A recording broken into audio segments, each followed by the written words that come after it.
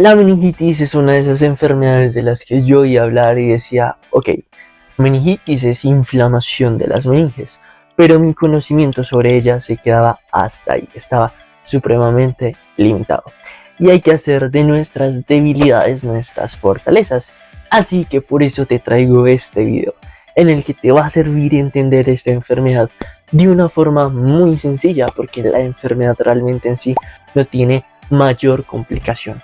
Pero aún así esto no significa que no debas entenderlo a la perfección, antes por el contrario, y más si sabemos que toda neuroinfección aproximadamente a las 12 horas ya puede estar generando muerte en el paciente.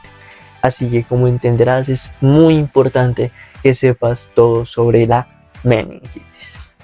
Así que para empezar debemos entender que tenemos a la bóveda craneana y a las meninges. En medio de estas dos vamos a encontrar las infecciones del sistema nervioso central.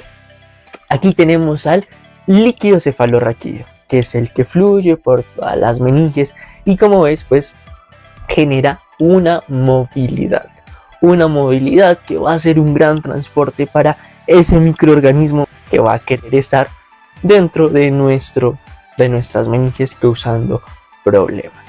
Pero todo esto se logra debido a que tenemos nosotros unos senos, más específicamente seno esfenoideo, el cual, para que lo sepas, pues este es hueco.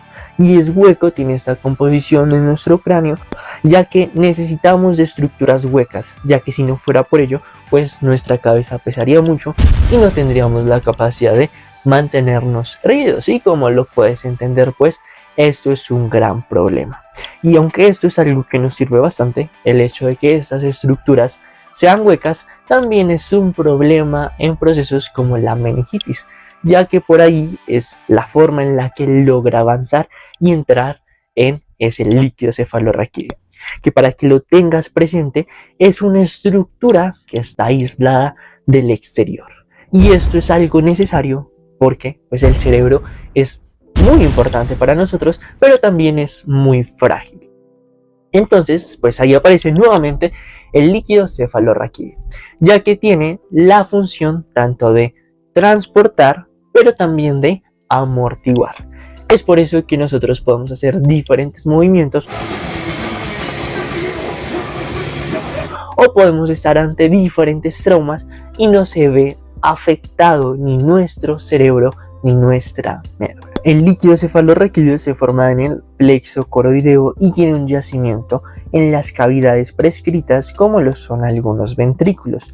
Ahí hay una recolección de linfa que nos va a ofrecer esas funciones, tanto de amortiguación como de transporte. La composición del líquido cefalorraquídeo es muy importante que lo tengas presente, ya que si encontramos alguna anormalidad en este, pues será fácil intuir qué posible microorganismo es el que está generando esa meningitis. Si tú creías que el líquido cefalorraquídeo era simplemente agua, pues estabas equivocado, ya que este se compone de restos celulares, de proteínas y también de glucosa.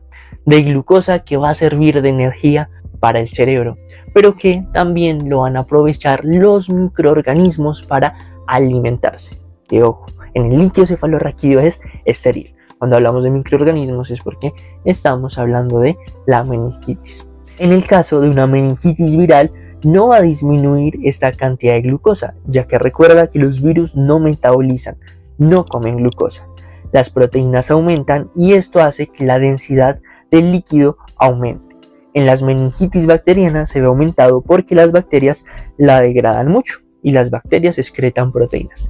Así como nosotros comemos y excretamos materia fecal, pues ellas lo hacen con proteínas. Una de las cosas que nos puede generar la muerte es una herniación. Y para que esta herniación se dé, pues debe haber una protrusión.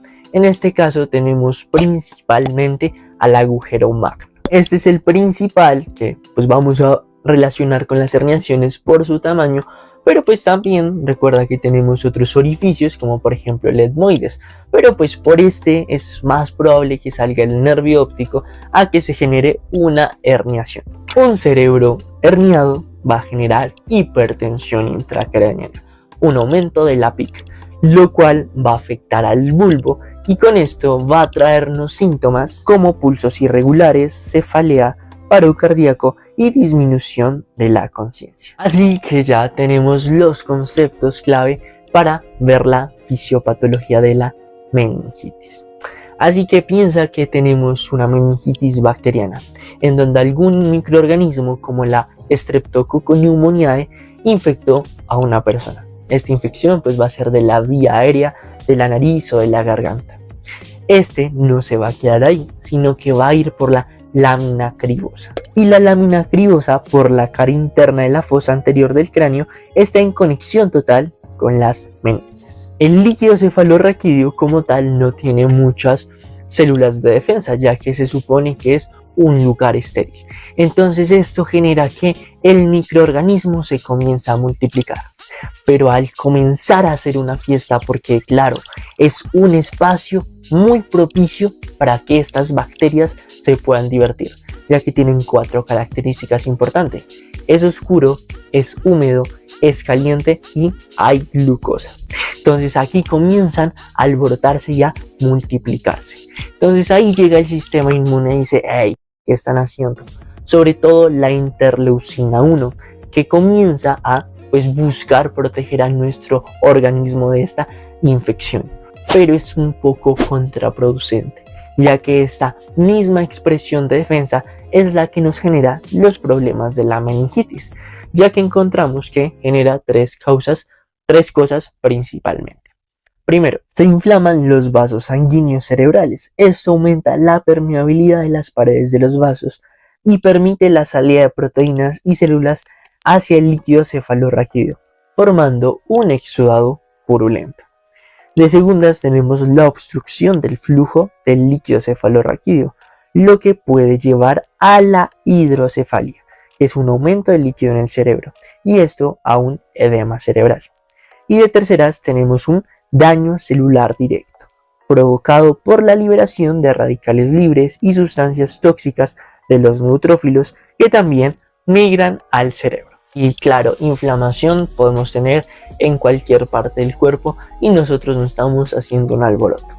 Pero en la meningitis es diferente, ya que recordemos que el cerebro es muy frágil y si nosotros, por ejemplo, oprimimos al cerebro en el área de la memoria, vamos a perder la memoria. Y nosotros, al tener la anatomía que tenemos con respecto a las meninges, que abarca todo el cerebro, todos los hemisferios, al generar la inflamación se va a comprimir cada una de las partes del mismo, lo que provoca que un paciente en estado postmeningio termine con las complicaciones en las que termina, que suelen ser personas letárgicas con problemas de la memoria, reacción lenta, reacción cognitiva lenta y en conclusión les pasa de todo un poquito. Vamos a tener una triada clínica muy característica, que está conformado por fiebre, cefalea y rigidez de nuca. Son muy fáciles de intuir ya que estamos en un proceso inflamatorio. Y la rigidez de nuca ocurre ya que el proceso que está ocurriendo va a generar una compresión, obviamente como ya te lo mencioné, en toda esa parte que irriga el líquido cefalorraquídeo. Y ahí es donde aparece el nervio 11, que recuerda que es el que nos permite mover nuestros hombros y también el movimiento que estoy realizando por medio de la inervación del músculo esternocleidomastoideo. Entonces, al generar una compresión de este nervio, se genera una hipertonía, que a la larga va a generar dolor y va a generar esa rigidez de nuca que presentan los pacientes. También encontramos otros signos como pérdida de la conciencia, esto en el 75% de las personas, signos como náuseas, vómito y fotofobia, que este vómito no tiene que ser necesariamente en proyectil, ya que si es en proyectil es un signo de que esta meningitis está empeorando. ¿Por qué? Porque es un signo específico de un aumento de la presión intracraneana. Y la fotofobia ocurre por el nervio óptico, ya que va a haber una mayor vascularización y además de eso puede que por ese aumento de la presión se esté comenzando a protruir este nervio. Todo esto nos sirve para decir que tenemos ahí el paciente con meningitis, así que tenemos que darle un tratamiento, pero yo pues tengo antibióticos que me van a servir para un grupo de microorganismos, pero no para otro. Así que necesito saber específicamente quién es el causante de todos estos problemas para esta persona. Así que lo que se realiza es una punción lumbar. El inconveniente es que no podemos hacer esto con todos los pacientes porque podemos estar aumentando la presión intracraniana y así empeorar al paciente. Que sé que estoy hablando mucho de la presión intracraniana.